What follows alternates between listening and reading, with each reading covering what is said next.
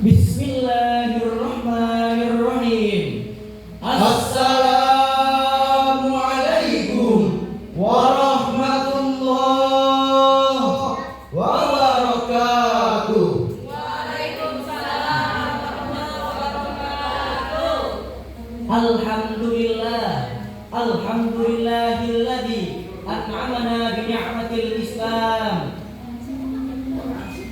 Wassalatu wassalamu ala khairil anam.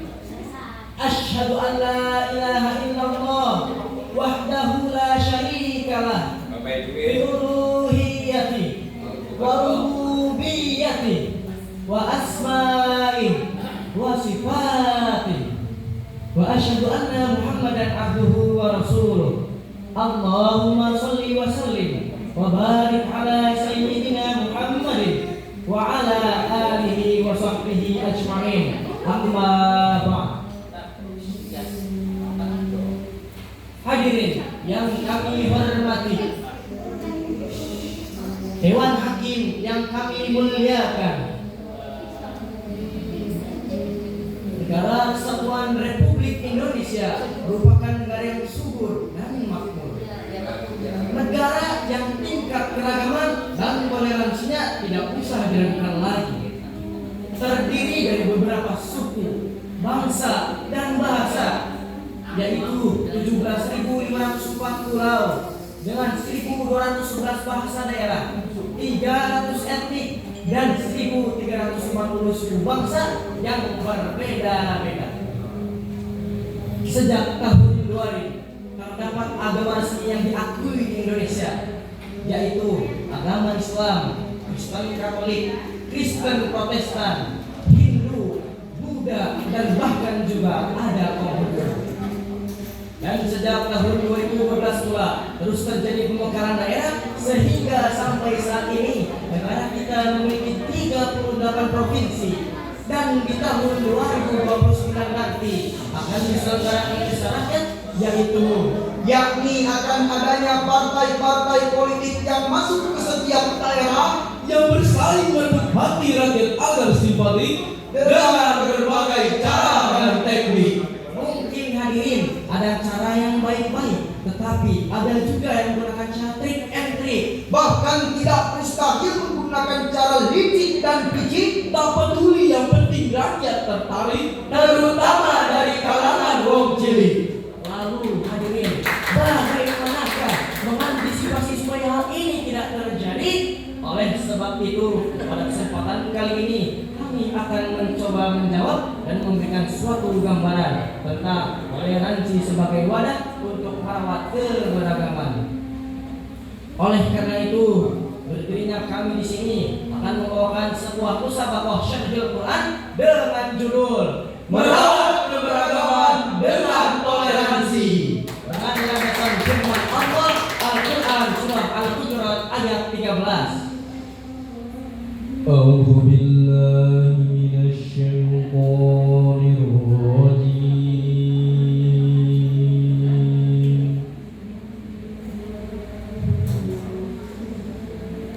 Bismillahirrahmanirrahim.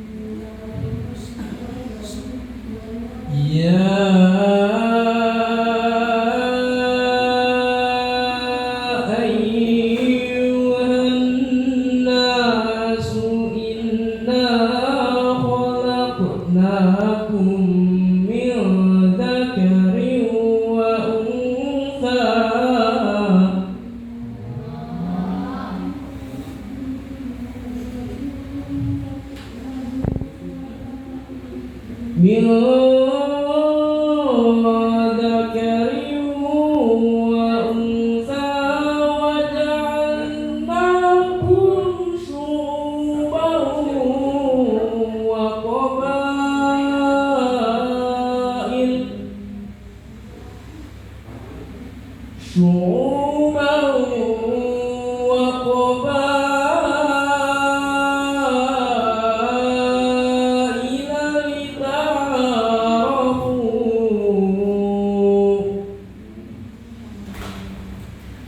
Inna akramakum indallahi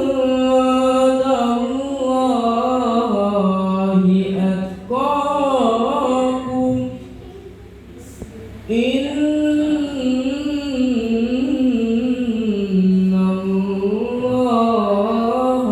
alimun khabir.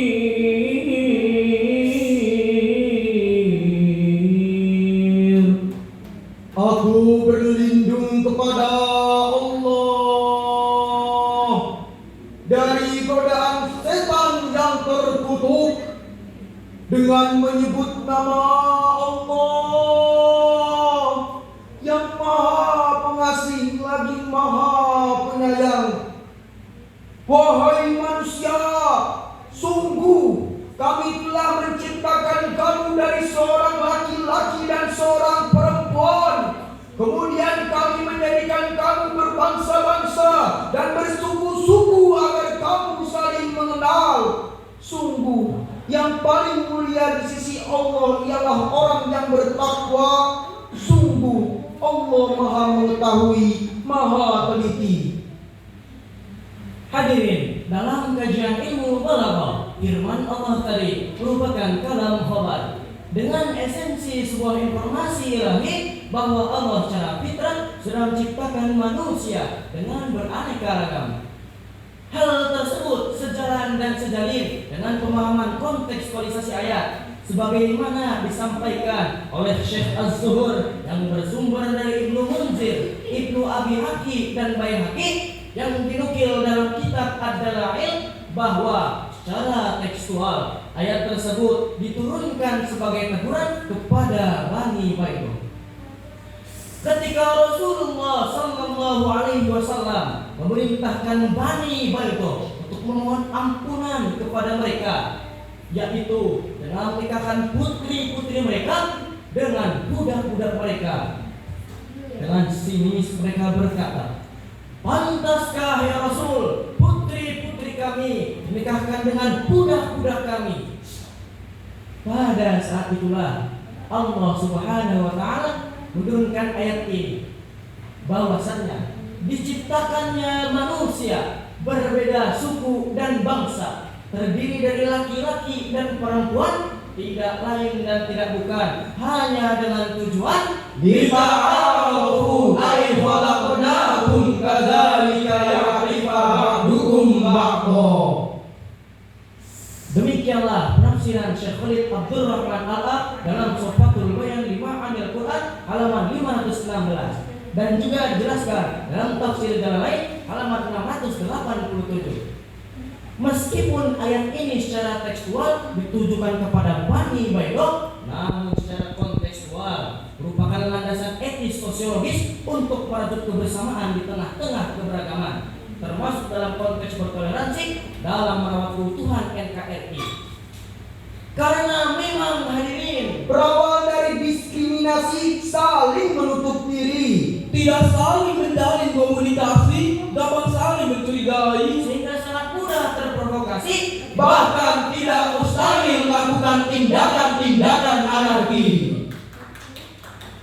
oleh sebab itu, dalam rangka menjaga toleransi antar umat beragama di tengah-tengah keragaman yang sangat amat tinggi, saya menghimbau kepada saudara-saudaraku untuk menjauhi sikap diskriminasi. Kita harus saling membuka diri, saling menjalin komunikasi, saling sinergi dan saling melengkapi agar tidak ada dusta di antara kita. betul hadirin. Realita berbicara hanya gara-gara berbeda bendera, berbeda organisasi, dan berbeda partai politik, rakyat kita gampang saling mencaci maki.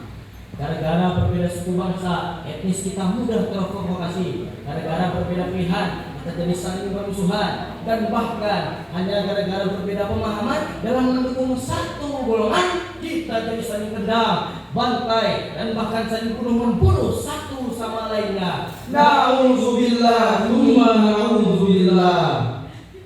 Bukankah Rasulullah Sallallahu Alaihi Wasallam pernah bersabda dengan tegas mengingatkan, "Laisa minna man da'a ila asobiyah, Walaisa minna man qatala ala asobiyah, Wa laisa minna man Nasrania. bukan termasuk umatku orang yang menyuruh kepada fanatisme golongan, dan bukan pula termasuk umatku orang yang berperang karena fanatisme golongan, dan bukan pula termasuk umatku orang yang mati karena fanatisme golongannya. Oleh sebab itu, saya menghimbau serta menyuruh kepada orang-orang Sunda, orang Sadayana Sabatur, wahai orang-orang Jawa Kulo, sedangkan sedulur, hai saudara-saudara orang Betawi, kita semuanya bersaudara. Hai orang-orang Indonesia, kita semuanya bersaudara. Hai saudara-saudaraku seiman dan seakidah, mari kita perkokoh ukhuwah ini ya, insaniyah dan watoniyah, demi NKRI tetap lestari sehingga Indonesia tetap jaya di alam buana ini. Jika sikap seperti ini kita aplikasikan, maka keragaman bukanlah sebuah ancaman hadirin, melainkan sebagai berkat persatuan dan kesatuan. Dalam mengaplikasikan toleransi yang akan mendapatkan balasan dari Allah Subhanahu wa taala, yaitu berupa ampunan dan pahala yang sangat amat besar. Sebagaimana disampaikan oleh Allah Subhanahu wa taala dalam Quran surat Al-Maidah ayat 9. Wa'ada Allahu alladhina amanu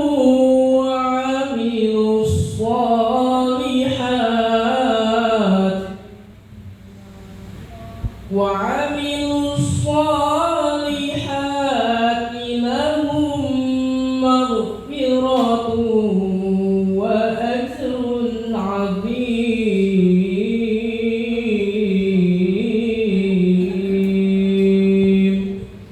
Shadaqallahul 'azim. Dan Allah telah menjanjikan kepada orang-orang yang beriman dan yang melakukan amal soleh bahwa bagi mereka ampunan dan pahala yang besar. Maha benar Allah dengan segala firman-Nya. Hadirin, dengan berakhirnya kalam ilahi tadi, uraian tadi dapat kita simpulkan bahwa perbedaan dan keragaman bukanlah suatu ancaman, melainkan sebagai persatuan untuk meratapkan bangsa dan negara. Semoga kita tetap diberkati Allah Subhanahu wa taala. Amin ya rabbal alamin. Walaupun banyak pemuda, hanya satu yang di hati. Walaupun kita berbeda, NKRI harga mati. kiranya ini yang dapat kami sampaikan, segala kesalahan dan kehilafannya mohon sangat untuk dimaafkan. Akhirul kalam, wabillahi taufiq wal hidayah, waridho wal inayah. Wassalam.